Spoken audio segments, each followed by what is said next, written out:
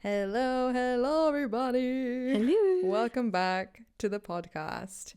Um, why did I say that so British podcast? Um, this week we're talking all about the seeds to plant in your 20s that we hope would bloom in your 30s. And I've been thinking about this topic a lot because I just turned 29, Yeesh. which is it. Honestly, when we started recording, I was like, it's okay. I'm like 27, 28. I've still got a couple years to my 30s. Like, no, dev dog. I just turned 29, which means I'm 30 in less than a year. It doesn't feel like, I still feel like 15. But approaching my 30s was making me think a lot about, I was reflecting on my 20s and I was thinking, in order to stop panicking about my 30s, I was trying to reflect and think, have I done but have I done things that will hopefully give me like greater returns in my 30s? Like, have I done anything in the last few years that will give me like long-term rewards basically, rather than like, oh, I'm just trying to live my life and make my 20s count? And I figured that there were actually a few things I've done without realizing that I was planting seeds that are actually going to make the rest of my life, not just my 30s, but like just the rest of my life better. And even the rest of my 20s better. Even I've got like less than 12 months. I've still got some Time left. is ticking. Um, time is ticking. I want these seeds to goddamn bloom.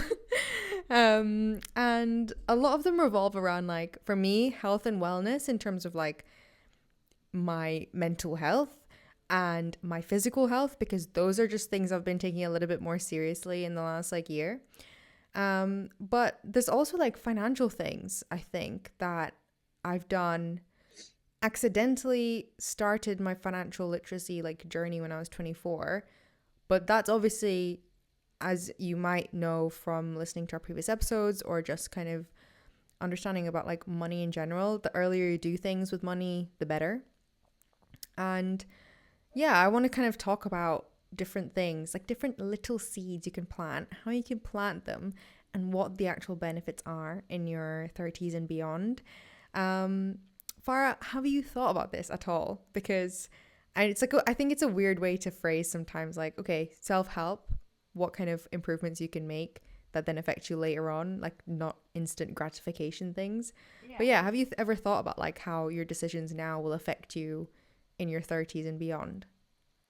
I've thought about it to an extent, but I've never really like picked apart like the things I'm doing now and thought about the effect. I've thought about the effect of like, okay, the work I'm doing now, how I will lead a life, like in my 30s and beyond. But in terms of things like, the self-help stuff, self-development, I've not really thought that far ahead, which obviously it would definitely, hopefully, impact me positively, going forward. But I've always thought about that stuff like very much me in the present and me like how it's affecting me now, or like me now versus me previously, if that makes sense. Like I've never really looked at future me and seen how it would impact her. But then I would assume that it can only go up from there if I am like taking those steps to try and improve on, what's really been like a big thing for me in my 20s, which is not something I've ever really heard like many people discussing. As much as like you learn stuff and you like develop yourself, there's so much, a lot of time sometimes, to unlearn. And I feel like there's there's so many points in time that it throughout my 20s where I've had to really like realize that a certain mindset that I have, or just like a way of thinking or a way of doing things, I need to stop doing that and like unlearn that behavior, that mindset, that thought process altogether, because that's not going to serve future me. And I guess I kind of am looking at myself in a future tense then at the same time, because I'm thinking, well, if I continue thinking like that, then that's not going to lead me down a good path. And that's not going to lead me where I want to be in the future.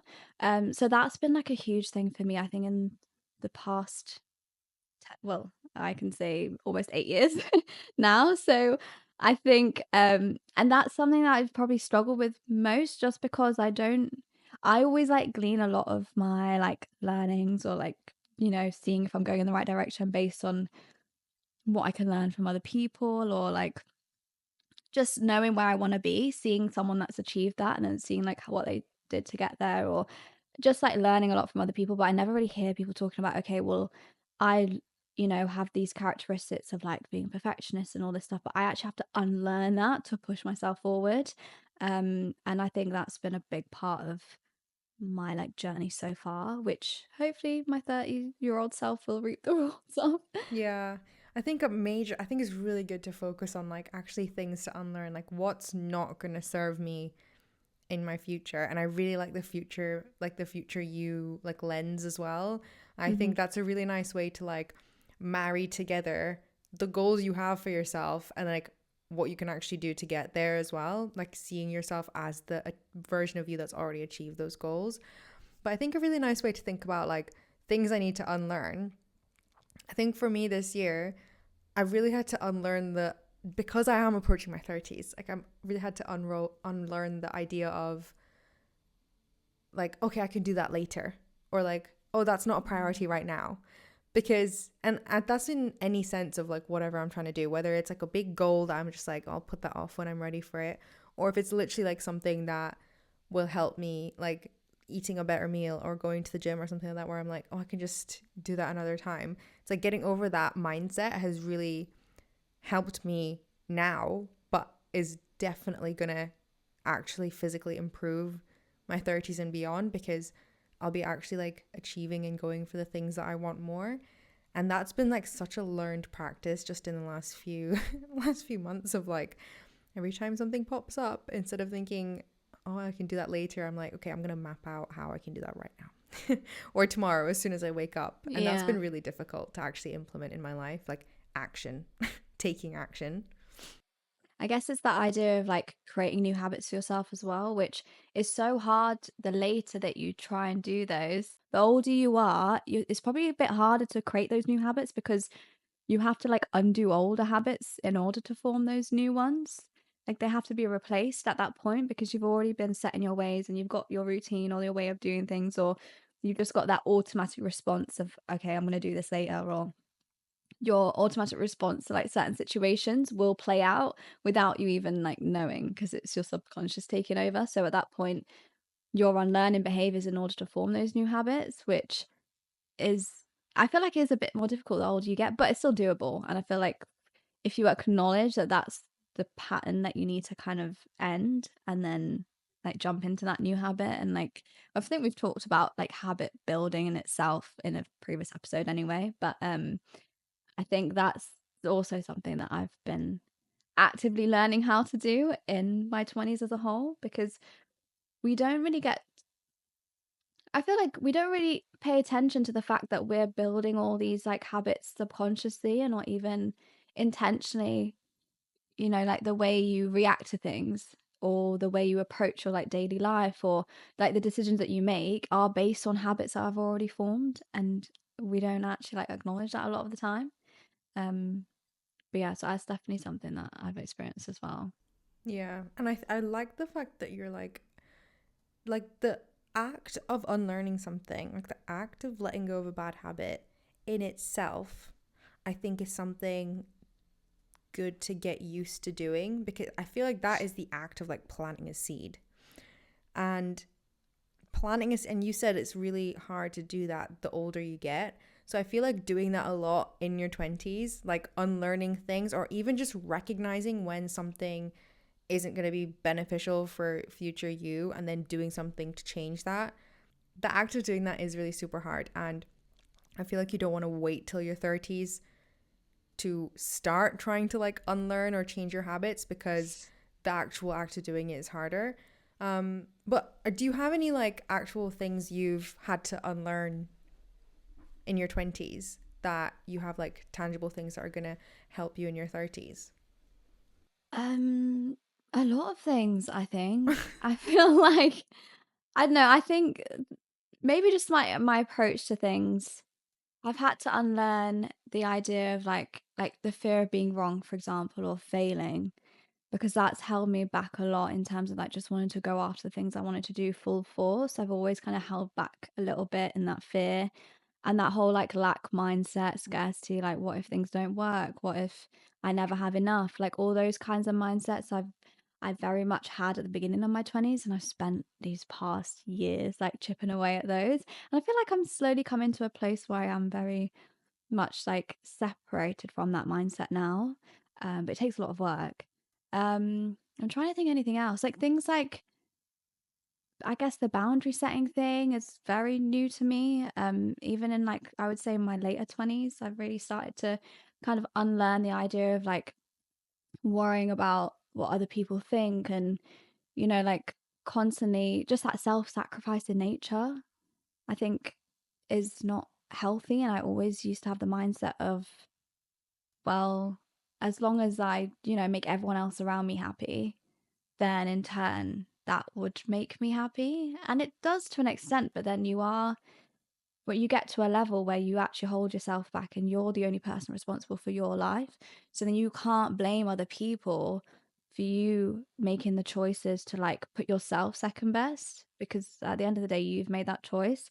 But then you only make that choice because you feel selfish or you feel like you're not deserving of like, putting yourself first almost. So there's a lot of things like that, like mindset wise, I've had to unlearn, because like the older you get, you realize like there's no like you're so coached as you're growing up and you're so like spoon fed things like school, like uni, like there's always this set path. And then you get to a certain age, I think in your 20s, maybe towards your mid 20s, you start to like realize that like your life is actually your own and nobody else is gonna like whatever direction it goes in, you are the one in control of that. And that's kind of the first time you actually start realizing that, because you're out of education now, you started your own career, and only you can drive those things because you're the one that has to get out for work every day. You're the one that, people at work are relying on to get a job done. And if you're not feeling fulfilled in that area, if you're not feeling like you even want to be there, it's your motivation that has to get you through that. And it's like your work ethic and it's like your determination to get what you need to get done. You're never being told at that point. So I feel like when all those things come into play, you end up realizing, oh, actually, I have to, put myself first. I have to choose the right, career path for me. I have to like make these decisions for myself to better my own life. And there's no one else that's going to be able to make my life the way I want it other than me. So when you realize that, I think that does plant a seed. If you get to that realization, I think that plants a positive seed for your future, because then you finally start on that path of like, okay, this is my direction. And everyone's looks different. And I think you don't really get taught that very much growing up. It's very much like, okay, well, we're going to follow this plan because it's worked in the past and this is what smart people do and this is what people, that are wealthy and have, got a good lifestyle and are regarded well in society, this is the path that they take, so this is the path you're going to follow. And you don't really look beyond that up until I would say like your mid 20s. And I feel like probably up until that point you do start to get a bit like unfulfilled in life and like confused, conflicted, like you have all these feelings that you kind of have to like, like try and like dig through to figure out, okay, well, what do you do now? Because you can either carry on going down that path that everyone else chooses and makes everyone else happy, or you can kind of try to like figure out your own path. And I think that's an important journey to kind of start as soon as possible in your 20s, because then that means that however many years you have after that, you're actually in the right direction. It doesn't mean it can't change later. It just means that you're better off in the long run, because then you spent less time just pleasing everybody else for the sake of it. Um, what about you though? I feel like what you've just said is like a really nice balance of like no one understanding that like no one is coming to save you, but then also Yeah, trusting basically that that. like you can save yourself if you need to. I think like combining those two Mhm. mindsets in your 20s is like really really good for your 30s.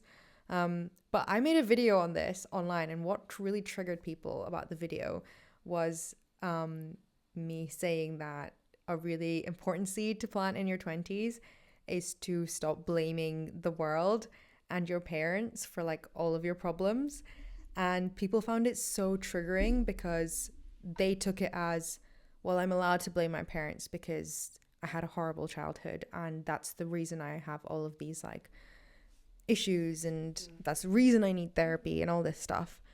And my point, if you flesh it out a bit more, it's more so Hmm. that you can literally have the worst upbringing ever and you can be in the worst like mental state ever because of that.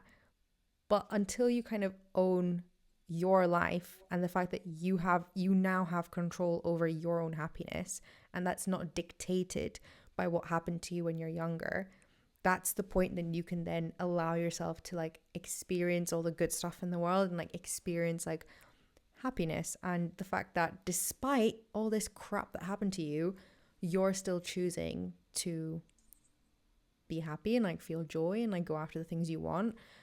And I'm saying that as someone who was very like resentful and like I kind of acted like almost I acted like a victim about my like upbringing and like just things that happened when I was younger, and I used it as a reason to like reject good things in my life and almost like repel them because I was like I don't know, it's hard to like relate to that sense of who I was.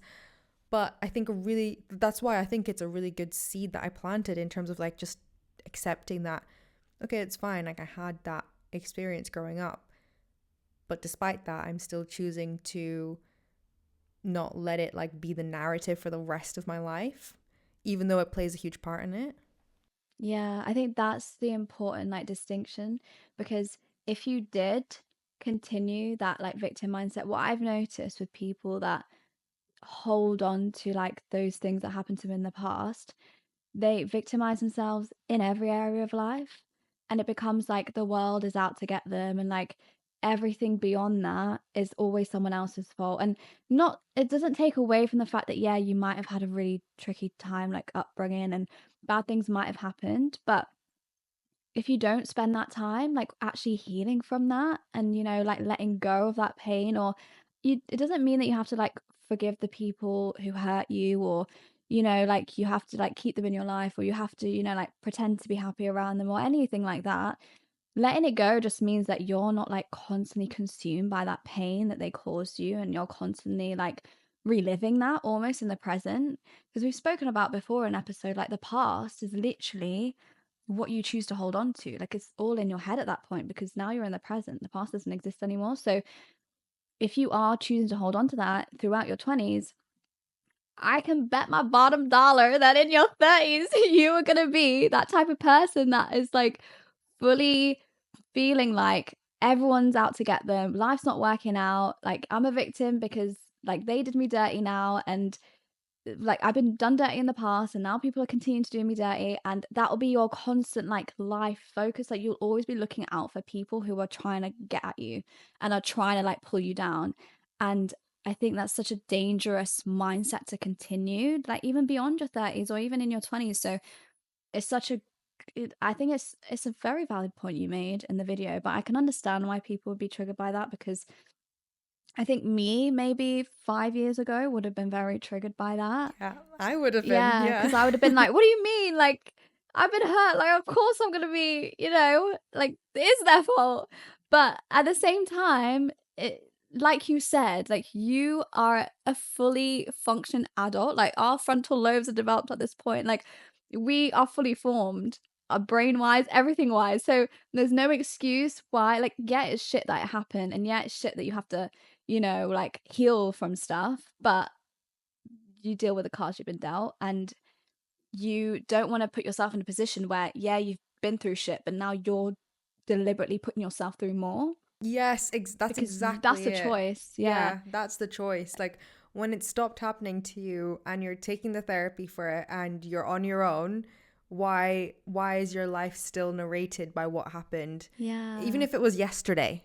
Like why is it narrated? Why is today narrated by yesterday? And it's like that mindset that will just improve not just your 30s, not even just like the rest of your life. From the day you accept that you're not a victim and that you have ownership over your own happiness, you will then be happy. It's like, duh. Like once you realize, you're like, Like, of duh. course, yeah. But Yeah. it's also empowering. It's empowering to be able to say, no, this life is my own. I'm going to choose if I want to even acknowledge that that was a part of my life, or if I even want to like give that the time of day in my present to, have it affect me. I Yeah, do feel you know what? like I really, really, really love that actually, because that is actually really nice to say that you can put yourself next to someone who has had to experience nothing and be like, despite all my crap, I'm still just as happy and I can choose to be just as happy as anyone else in this world. mhm. Like, I really, really like that as well. Like taking ownership and like having that power to just do that. That's all in like inside you. Like you don't even Yeah. have to have anything to be able to do that. Um, I think that also is the difference between like, because your 20s are a funny decade. It's like you've just come out of, constantly being told what to do and like what you should be, to being an actual adult. And what does being an adult mean? You're in control of your life. There's no one really dictating that for you. So I feel like in a situation like that, that's you like actually, fully entering your adulthood. Like at this point, I'm in control. I'm in control of what I think. I'm in control of how I behave and how I respond to like what's happened in the past. And I think it gets to us. You have to, it's a process to get to that point. Like it's not easy. And I know I might make it sound easy. It's not. But I think if you are in your 20s and you've been through rubbish and you want to like, I feel like we all want to let stuff like that go, but you almost feel like, I don't know, trauma bonded to it, or you feel like it's part of your personality at some point that like you can't let it go. But I already know now my 30-year-old self will thank me so much for like doing the work to, and it's not that you never get hurt by these things again, and it's not that you like completely forget that they ever happened, but it's like the more you distance yourself from that past you as a whole, the person that someone could hurt that way. Do you know what I mean? Like the fact that you got hurt that kind of way, you can now say in your late 20s, going into my 30s, I would even let someone like come close to being able to like talk to me like that or do me like that. Or you have the control over your life and you have the knowledge now and you have the experience of going through a horrible situation to know, okay, there's ways that I can control my present or future in a way that I won't be put in a position like that again. And I think maybe that's like the focus and the more important thing to hold on to is that you now know what a situation like that looks like, and hopefully, that you can avoid a situation like that in the future. yeah, that's so true. Like the more, yeah, because if you're choosing not to hold on to something, you're then becoming the kind of person that doesn't attract stuff like that, which means Mm-hmm. automatically you kind of recognize stuff like that and automatically don't accept it. Um, and it's kind of what you were saying about like the more you hold on to it, that's all you can see, and then that's all you look for. You'll attract that, yeah. Yeah, you attract what you see in your mind because that's all you can see. um, but I also really like for me, what I know biologically is going to help me in my 30s is like the physical health stuff that I'm focusing on now. And when I say now, I started when I was maybe like 28. In terms of like Oh, that's good to know because I've still got a year then. Okay, thanks. um for me it's like building muscle and also just having like a habit of movement, because in your 30s as a woman apparently it is harder to put on muscle. And also, like we were saying at the beginning of the episode, as the older you get, the harder it is to unlearn your habits and like your way of life, because that is your life at that point. um so for me, like the fact that I've got my like the seed I'm so glad I've planted is just the fact that I do shame myself into walking and like steps and stuff, like not in a bad way, but in the sense of like I know I will feel better for Discipline the rest of yourself. my life if I get this 30-minute walk done. Like I know it's not a bad thing if I do this walk and end up doing less work today, and like having that mindset, because there are so many like founders, entrepreneurs, all this stuff who burn out or like end up with some kind of crazy health concern in their like 40s or their late 30s because they prioritized work and money over like physical well-being. And that's Mm-hmm. not even specific to women. Like the fact that for women it's harder to put on muscle in your 30s, that terrifies me, because then I'm like, what was I doing on my 20s? Like, Yikes. because for me, I'm like, I was going to the gym, I just wasn't doing it right. And that freaks me out. So that's a really like, I'm kind of happy about that. About the fact that I've like planted the seed and right now I'm like trying to put the soil on top and water the seed. So hopefully it just starts to bloom a little bit in my You're 30s. waiting for that blooming moment. Exactly. So maybe I can report back, but I know stuff like that's gonna like benefit me as I grow older. Like even just being able to like bend over and not break my hip. Yeah, stuff like that actually scares me, and you're really scaring me into taking this more seriously because I'm so like inconsistent with stuff like that. Like I'll have periods of time where I'm like so like, yeah, my physical health is so important. I'm gonna go to the gym every day of the week. And then the next week, like I will not even think about the gym once. And it's so up and down, but but then you get hit with the reality of like actually aging does bring, like your body physically is getting older. So you need to do things to like help it with that, and like more movement and stretch it and just keep it healthy. It should be, and it is something that is very important, but it's just I don't know why I find it so hard like to be consistent with that when everything else I feel like I'm okay with. Like it's just the discipline when it comes to physical health. Yeah. Well, if you're not used to it, you're just not used to it. And like our upbringings were maybe similar in the sense of like it was just never a priority. Like physical health, your the health of your body in my household was just not a priority and still isn't.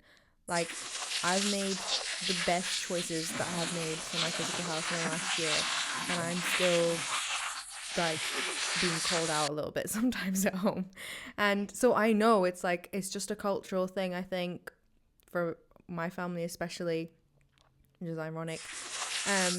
But I like when you're not used to it when you're younger, it's such a hard habit to build because I am surrounded by people like Sam, my boyfriend. He has been sporty and athletic since he was literally like before his teens, you know what I mean? So Yeah. like when something is that deeply embedded for him, going to the gym, at least being active, it's just normal. It's not that he's gymming and doing all these crazy things every day. It's just more like he's used to being active and like going for a walk or stretching or just doing something. And I noticed that about him early because I met him when I wasn't very disciplined at all, with the gym and activity and stuff. And I remember thinking like, how can you not go a week without moving? I could easily go 2-3 weeks without going to the gym, and then I had the same thing where like I'll be like super obsessive and then I'll just kind of drop off and then be super obsessive and drop off. And I think for me, honestly, what has made me more consistent is understanding that like the benefits of being disciplined go much, much farther than just what I look like and maybe how I feel in the moment. It's like I actually want to be able, like I look at my nanny and I'm like, I want to be able to do a lot more Mm-hmm. if I live to that age. I don't want to be dependent on anyone. I don't want to start to decline, especially when I have all these big crazy goals and like you want to see the world and all this stuff, and it's like I just want to be healthy and like be able to appreciate my body for as long as I can.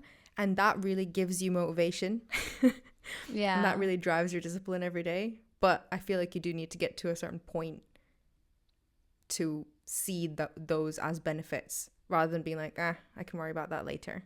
Yeah. But I feel like I'm sure having someone model that behavior day in, day out like will help a lot because your environment, like we've spoken about so many times, does really impact like you as individuals. So if you're around someone that's super into sport and like sees that as a normal routine to like consistently go to the gym or work out or do any form of like exercise, that will become your normal as well. Whereas I probably struggle more even now because I don't really have anyone that like sees exercise in that way as like a necessity. It's always been a nice to have and it continues to be, which is so annoying because I want to be the person that's like flips that switch, and but it is really hard to do that consistently. I can do it for a week and a couple of days. But beyond that, it becomes tricky. So, still working through it. It's a work in progress. That seed's not quite planted. It's like halfway in the soil. I've still pinched it. You're not letting go of the seed. I'm like, oh, it just yet. But hopefully, I've got 2 years left. So Yeah, you need to just hopefully, get that in the soil in the next 2 years, I yeah, think, and that that's would the be plan. ideal. Yeah. We'll see how that goes. I had loads more seeds in my mind, but we'll maybe talk about this in another episode. But I'd love to know if anyone listening has ever thought about like their decisions in this way in terms of like seeds planted for the future. Let us know if you have done anything in your 20s that you think is really going to impact you in your 30s. And if you're listening on like Spotify or Apple, please don't forget to follow us and give us a little rating. Mm-hmm. Yeah, it's a rating. And if you're watching on YouTube, leave us a comment, subscribe, like the video, and we'll catch you next week. Thanks for listening.